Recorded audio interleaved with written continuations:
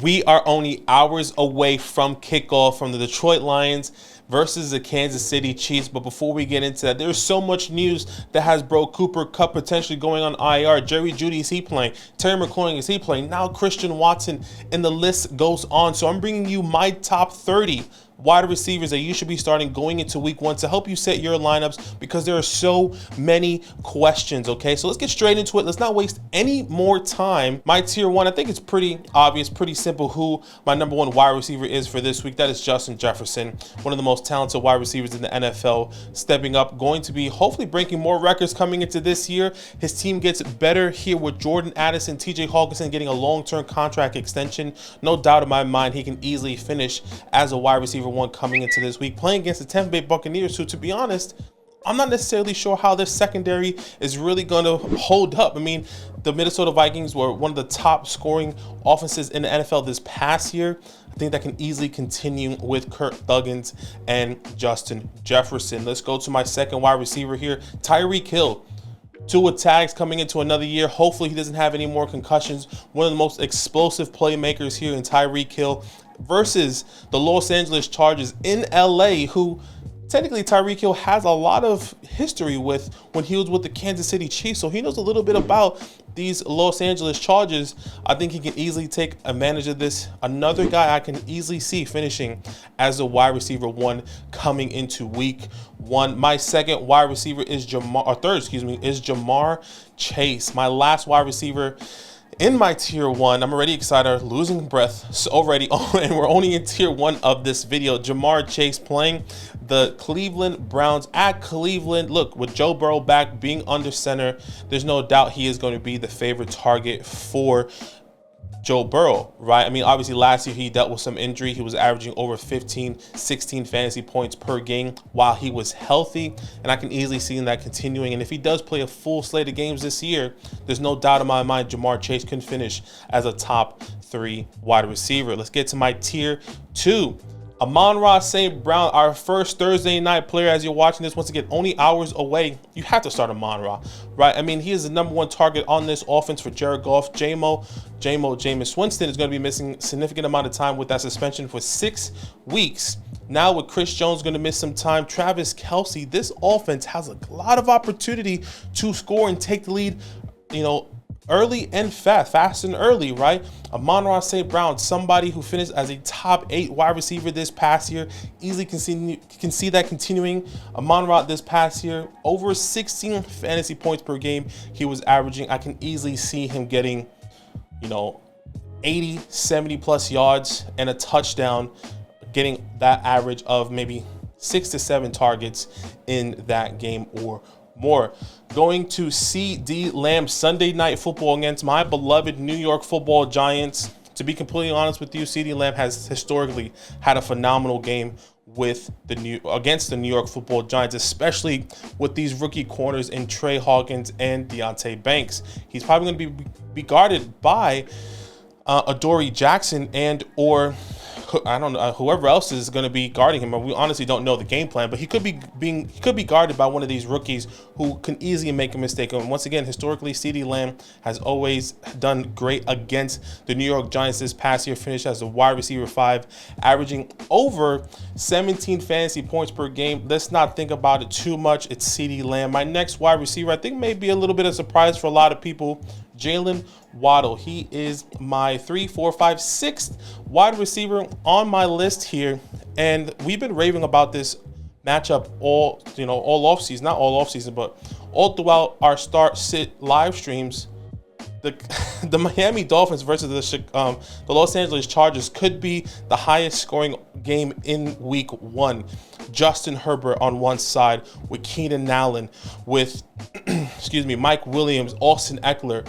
Then you have Jalen Waddle, Tyreek Hill, Raheem Mostert, Devon Achane, 2 tags. This can easily, once again, be the highest scoring game in week 1. If you have or don't have a piece of this offense, try to get them on your team as soon as possible. So that's the end of my tier 2. Going to my tier 3, A.J. Brown, no doubt in my mind, obviously. Look, I had to nitpick with these tiers, really wanted to break it down for you, have a little bit of a conversation. We really wanted to be getting these high upside plays for these players, and that is A.J. Brown, no doubt about it, having another back-to-back year here with Jalen Hurts, his second year with him. Just came off a Super Bowl loss, unfortunately, and he wants to come back and make a strong stance here.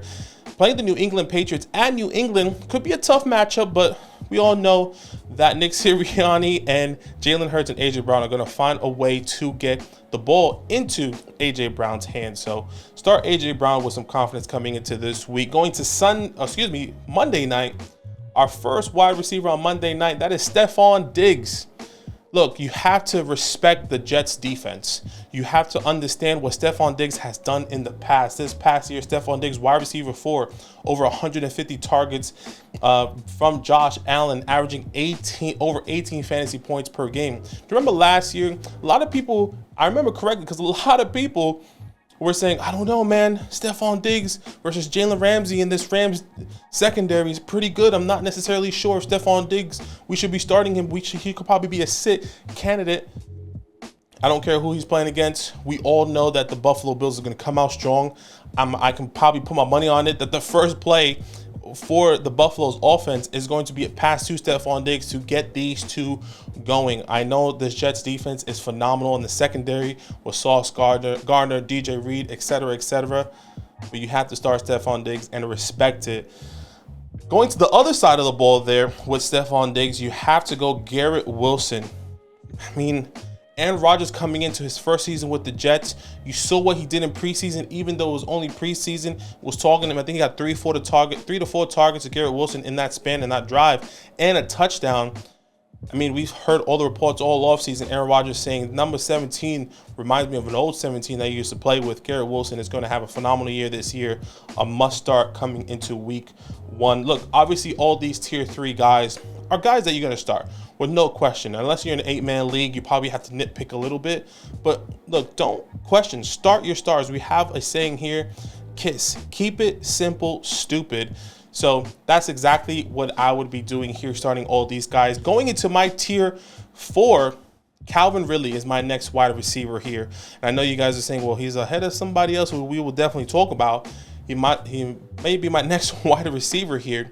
But Calvin Ridley coming into this offense hasn't played in over 2 years. But what we've seen, what we heard out of training camp, and the chemistry that we saw a little glimpse of preseason with Trevor Lawrence is going to be phenomenal. Calvin Ridley has had the history of being the number 1 or 1B, obviously behind Julio Jones. Now coming here with Trevor Lawrence being the number 1 finally.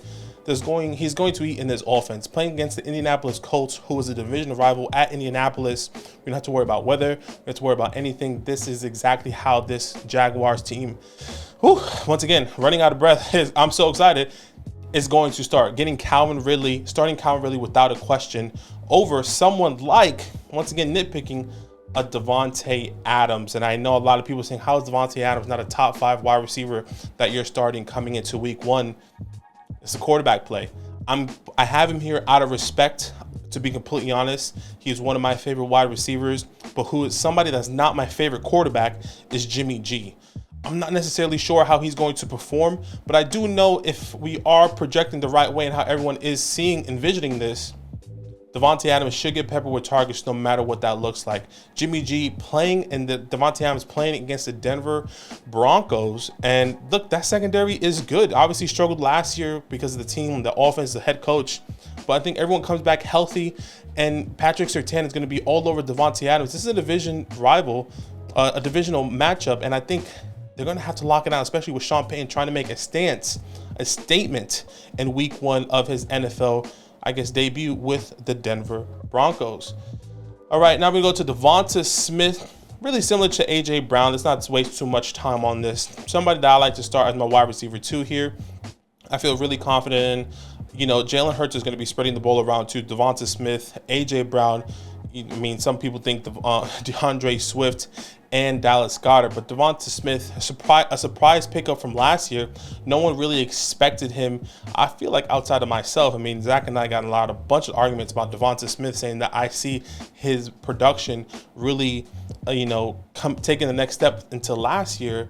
This past year finished as a wide receiver 9, averaging over 15 fantasy points per game. I feel really confident starting Devonta Smith coming into week 1.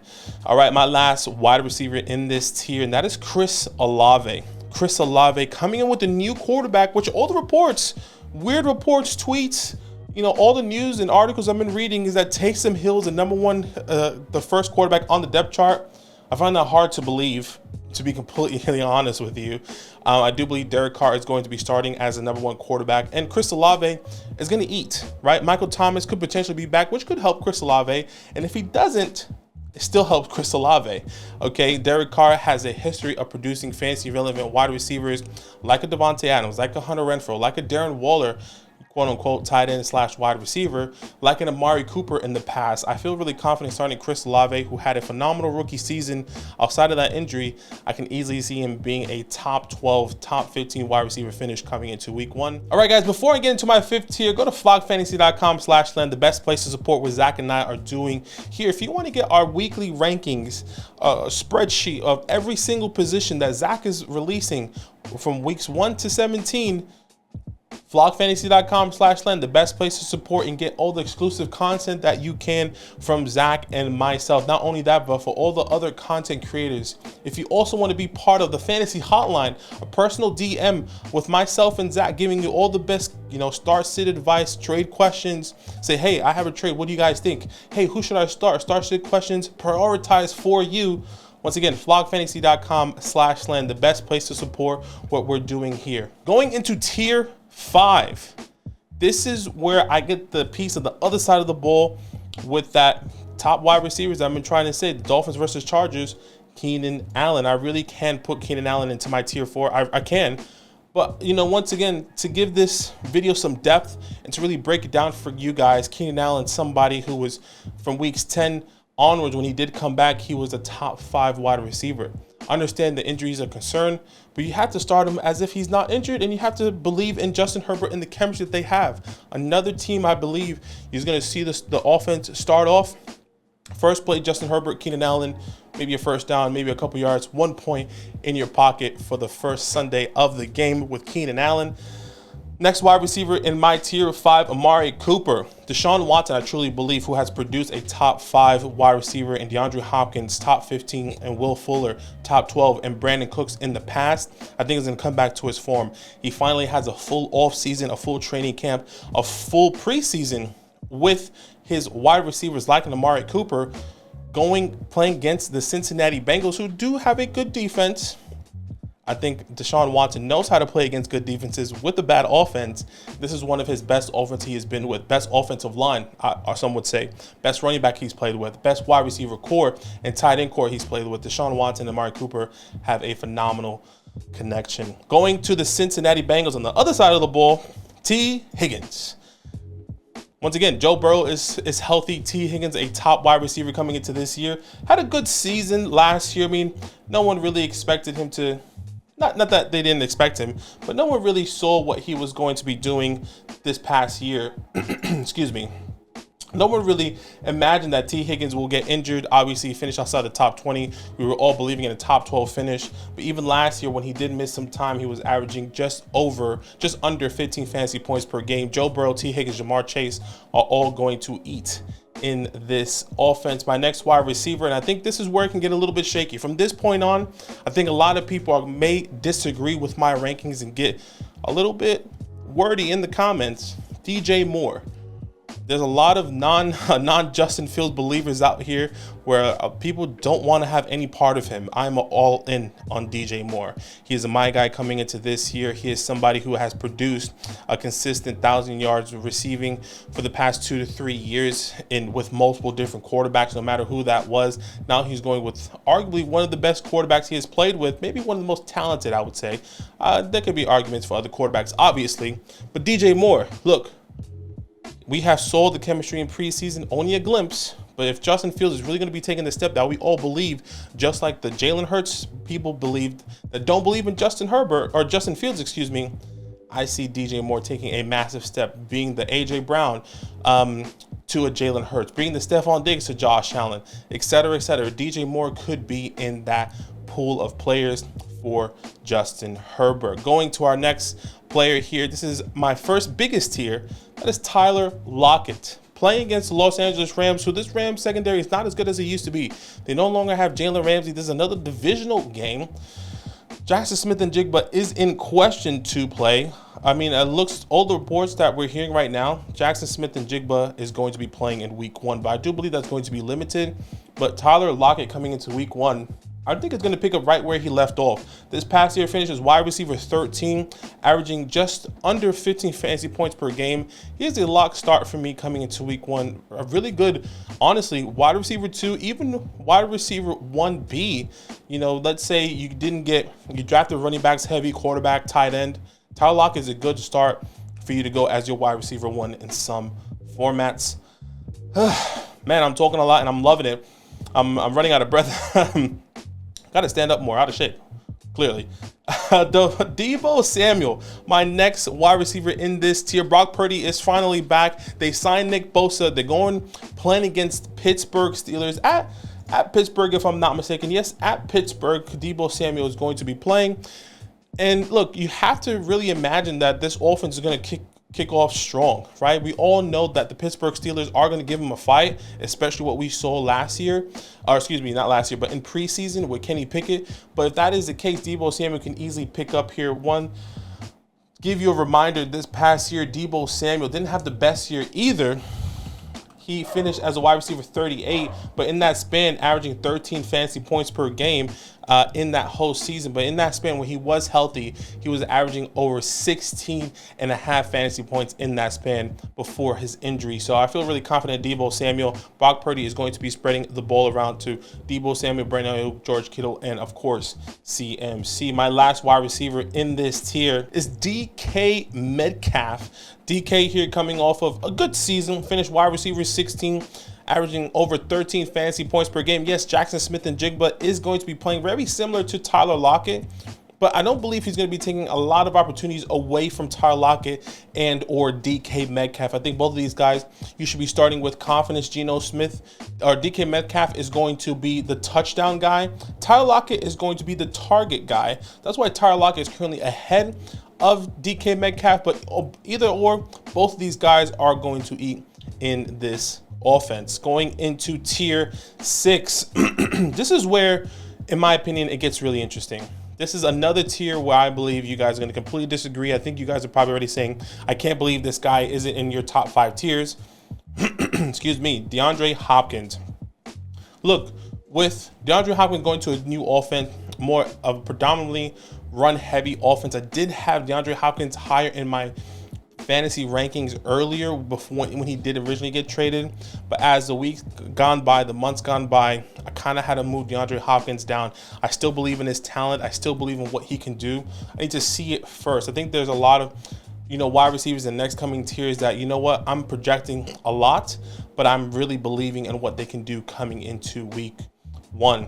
My next wide receiver in this tier, Brandon Ayuk. Once again, where Deebo's at, kind of similar to Tyler Lockett, DK Metcalf, wherever Deebo's at, Brandon Ayuk is really close behind. This past year, finished as a top 15 wide receiver, averaging over 13 fantasy points per game. I think with Brock Purdy, the way I'm kind of projecting this is that he can easily become the favorite target for Brock Purdy, right? George Kittle's in question to play week 1. Deebo Samuel is clearly going to be the guy, and CMC could be the guy, or is the guy, excuse me. But Brandon, you can easily take some opportunity away from everyone from this offense. So I do believe Brandon, you can give you a good 12 to 14 fantasy points this week if he finds the end zone. All right, my last player in this tier, in tier 6, Mike Williams. Once again, get another piece of that pie of that Dolphins-Miami game. Can he stay healthy? What does that look like? I'm not too confident in starting Mike Williams, but to be completely honest with you, I have him here out of respect. This past year, had a decent year. Obviously missed a lot of games, but normally if he does stay healthy and plays a full game, I won't be surprised if Mike Evans gets you 12 over 15 fantasy points and maybe gets that touchdown, maybe gets that bomb contested catch touchdown that we all expect from Mike Evans. This is where it gets juicy. Now, I want you guys to hear me out. In tier 7, this is where I truly see every single one of the players I'm going to bring to you. And I think no matter however order you want to put it, I see these players having a fantasy finish to week 1 from 12 to 13 fantasy points all the way up to 20 fantasy points. And that is a big gap, right? So 12 fantasy points, I think, is a good safe floor with a high ceiling of 20 plus fantasy points. Every single one of these players, I can see them doing that in my tier 7. So my first player in this tier is Jahan Dotson. We saw what he did in preseason with Terry McLaurin there with this whole offense versus the Baltimore Ravens. Whether it was the first, second, third defense, it doesn't matter. The chemistry that we saw with Terry there and Jahan Dotson with Sam Howell, I think is pretty phenomenal there. So I'm starting Jahan Dotson with confidence coming into week 1. Deontay Johnson is my next wide receiver in this tier that I feel really confident in. Yes, last year we all saw he got peppered with targets but didn't get any touchdowns, which meant he resulted to being a wide receiver outside the top 25 wide receivers. Now with Kenny Pickett under offense, getting a better offensive line, and really taking control of this offense as well, I won't be surprised if Deontay Johnson can finally find the end zone one time this year, or maybe even in week 1. This is a player I think a lot of people have been disagreeing on, at least Zach and myself have been disagreeing on. That is Drake London. I had to see it first. I believe in the talent. We saw a glimpse of it of this connection with Desmond Ridder, because I believe in Desmond Ridder. But I have to see it first with Desmond Ridder and Drake London here playing against the Carolina Panthers. You have to imagine J.C. Horn playing against Drake London or shadowing Drake London. I'm going to, once again, wait and see approach. I think a lot of people will have Drake London, I would say, in this tier 6. But right now, at this very moment, I feel confident having him in my tier 7. Christian Kirk, very similar to Calvin Ridley. He's going to be taking a lot of opportunities away from Christian Kirk. Calvin really will, but I think the targets are still going to be there. I don't think the touchdowns are going to be there. The targets are going to be there in the slots. The touchdowns are going to be taken away. I mean, this past year finished as the top 12 wide receiver and had 8 touchdowns. Maybe it's the same kind of finish, right? I mean, this 133 targets. Maybe he has 100, 112, 115 targets, and maybe 3 to 4 touchdowns. So I believe in Christian Kirk this year. Brandon Cooks playing against these rookie corners versus the New York Football Giants. I think he can definitely eat over 1,000-yard receiving wide receiver, no matter who the quarterback he's played with. He did it with Davis Mills. Obviously, he did miss a couple times. He almost did it with Davis Mills. Missed a couple games there. But Brandon Cooks, I think a good flex option coming into week 1. So let's not waste too much time on that. Elijah Moore. I'll put Elijah Moore and then George Pickens. I kind of said his name already. You guys know how bullish I am with Elijah Moore coming into this year. I do believe he can have that range of a good floor of 12 points all the way up to 20 points. And I will not be surprised if he can finish as a top 15, top 20 wide receiver at the end of week 1. And I'm saying, hey, I told you so. Or it can be the opposite. And when I say Elijah Moore ain't done nothing yet. So we'll see what happens in week 1. And then George Pickens, with the connection that we've seen with with Kenny Pickett, the Pickett to Pickens connection, I'm excited to see what's going to happen here playing the San Francisco 49ers, who give up a good amount of points to the wide receiver position. So definitely stay tuned for that. I'm really excited to see what George Pickens can do. And my last player here on my list, Chris Godwin here, or my last player on this tier 7, is Chris Godwin. Another player that Zach and I have been disagreeing on. I know Zach has Chris Godwin significantly higher. He will start Chris Godwin over every single one of these players. I think even in my tier 6, this is where Zach has Chris Godwin. But for me, I would rather wait on Chris Godwin and see what that looks like with Baker Mayfield. Baker Mayfield, I brought up in one of my recent videos that Baker Mayfield has never produced, or only produced 1 year, a top 12 fantasy finish for a wide receiver. That was Jarvis Landry in 2019, 2018. Go watch that video back again. But for me, I'm doing the wait and see approach for Chris Godwin, but I won't be surprised if he does finish, in that 12 fantasy point range, or even at that 20 fantasy point range. All right, my last tier for this video for week 1, I call this my Flyers tier, right? If you don't have, or spot starts, Flyers, spot starts, whatever you want to name it. My first wide receiver, once again, I think a lot of people are going to be upset at, is Mike Williams. Look, very similar to Chris Godwin. I need to see what that looks like with Baker Mayfield. I can't see him consistently producing, fantasy opportunities with Mike Evans. He is playing the Minnesota Vikings, so maybe there is some opportunity, and maybe I'm just overlooking it or overseeing it, but I just don't know if I can trust it going into week 1 with Mike Evans. My second wide receiver in my tier 8 is Jordan Addison, playing the Tampa Bay Buccaneers. Another guy that, look, if I had Terry and he's questionable, I'm happy to start Jordan Addison. If I have Christian Watson and he's questionable, if he's not playing, I'm happy to start Jordan Addison with the belief that Christian Kirk is going to be spreading the ball around coming into week 1. Same thing with my next wide receiver, Zay Flowers. These are all guys, once again, spot starts. Guys that I believe in say, hey, you know what? I think these guys can play because Cooper Kupp's out, because Jack Smith and Jigba is going to be limited. I feel really confident starting Zay Flowers, especially with all the hype playing versus a good matchup for fantasy purposes, playing the Houston Texans in week 1. I feel really confident starting Zay Flowers. Now, this next one here, as I'm recording this video, Travis Kelce is still in question. It's still in question for week 1. So if Sky Moore is available on your waiver wires or on your teams and Travis Kelce is not playing tonight, Sky Moore, I believe, is a good plug in there. And if you guys want, come to our live 8 p.m. Eastern, or right before the game starts, 20 minutes before the game kicks off. We're going to be answering all your start-sit questions, okay? So make sure you join us for that. My last 2 wide receivers on this tier is Michael Pittman and Hollywood Brown.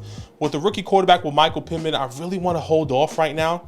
I really want to wait and see what that looks like. He is the #1 target on this offense, but playing against the Jacksonville Jaguars, a divisional game, I don't feel too confident in starting Michael Pittman because I can see him getting less than 10 points coming into week 1. And the same thing with Hollywood Brown, starting with Josh Dobbs, who just got picked up by the team just 2 weeks ago. He's named the starting quarterback. I don't want to start him at all, but if you need a spot start, once again, Christian Watson's out, Cooper Kupp's out, Jerry Jeudy's out, maybe Terry McLaurin doesn't play, Hollywood Brown might be the next best option for you. Guys, let me know, comment down below. We're going to answer all your start-sit questions for this video. We're going to be live 20 minutes before the Thursday night game. If you guys want to join us and don't watch the game alone, come hang out with Zach and myself. And as always, it's all love. Now that those idiots are done talking, who needs some rankings? Hell yeah, I need some rankings. Then use promo code LAND, L-A-N-D, for 30% off any membership at flockfantasy.com. Oh. It's so easy, even your grandma could scan that QR code right there.